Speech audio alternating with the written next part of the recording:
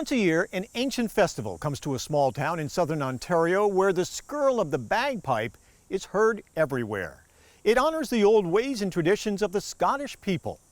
Our Jack Leduc tells us more this week about this yearly festival and how it's keeping these old traditions alive and kicking.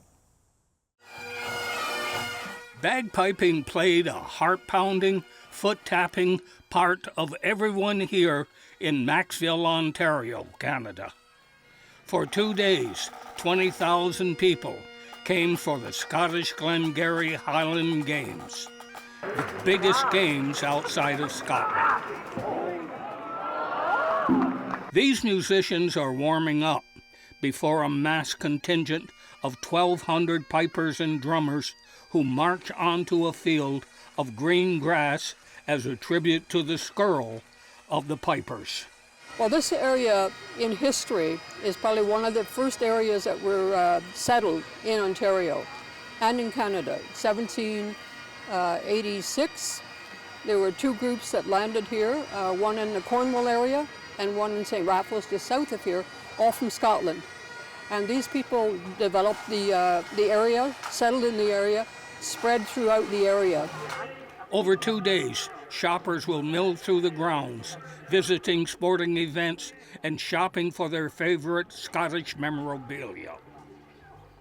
It's a matter of turning back the clock several hundred years when Scotland was ruled by England. Many were leaving Scotland for Canada and America. There was plenty of land there and a place where one could grow and keep their traditions alive. The variety of tartans, which designates the clan Scots are in, dazzled the eyes of spectators as both Scottish men and women strutted their tartans. England had banned Scotland from having an army. The creation of the Highland Games gave Scots an excuse to train for war. In a disguised way, the Highland Games were an athletic contest to get ready for war against England. Scots compete in highly muscle-building training. If England attacked, the Scots had muscle to fight back. The regiment of the Fraser Highlanders fought in the 7 Years' War, 1757, and the Plains of Abraham, 1759.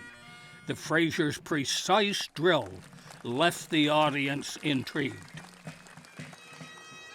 Tradition is also alive through Scottish dancing. The lineup for dance registration was long, showing a strong comeback since the COVID pandemic.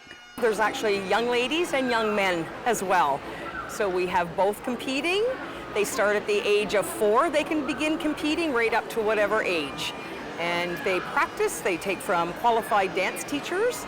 We've got dancers here this weekend from across Canada and the United States. The Hall of Clans nearby had many stories to tell.